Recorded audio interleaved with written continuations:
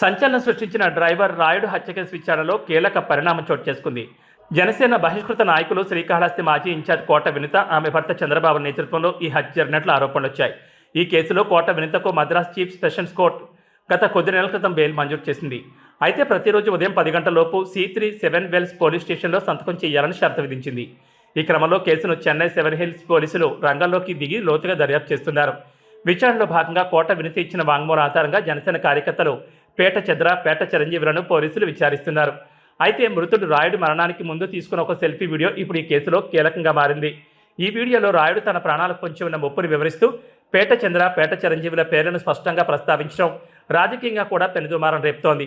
ఈ క్రమంలో కోట వినిత పోలీసులు ఎదుట సంచలన ఆరోపణ చేశారని తెలుస్తోంది. ఈ హత్య వెనుక కేవలం తమ ప్రమేయం కాకుండా స్థానిక టీడీపీ నాయకులు ఎమ్మెల్యే బొజ్జల సుధీర్ రెడ్డి హస్తం కూడా ఉందని ఆమె వాదించారని సమాచారం. పేట చంద్ర, చిరంజీవులు టీడీపీ నాయకులతో కుమ్మక్కై తమను రాజకీయంగా దెబ్బతీయడానికి కుట్రకు పాల్పడ్డారని ఆమె ఆరోపించారని తెలుస్తోంది. అయితే రాయుడు సెల్ఫీ వీడియోలో వెల్లడించిన అంశాల ప్రకారం కోట వినిత దంపతుల వ్యక్తిగత విషయాలను సేకరించాలని, కొందరు ప్రత్యర్థులు తనకు డబ్బు ఆశ చూపారని, ఈ విషయాలు వినితకు తెలియడంతోనే తనను చంపేందుకు ప్లాన్ చేశారని పేర్కొనడం గమనార్హం. ప్రస్తుతం చెన్నై పోలీసులు సెల్ఫీ వీడియోలోని ఆధారాలను, వినిత ఆరోపణలను బేరీజ్ చేస్తూ నిందితులను విచారిస్తున్నట్లు పోలీసుల సమాచారం.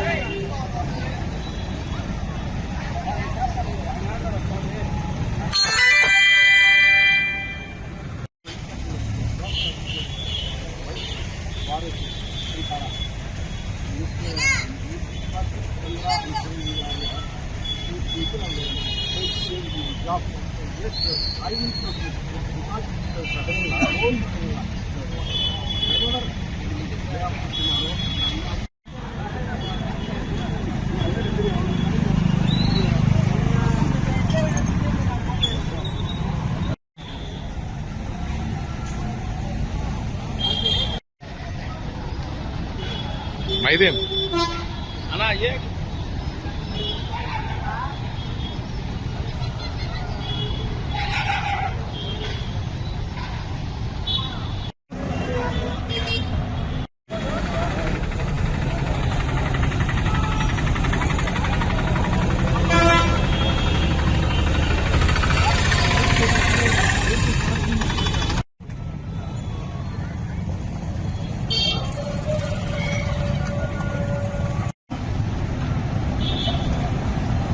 ఓకే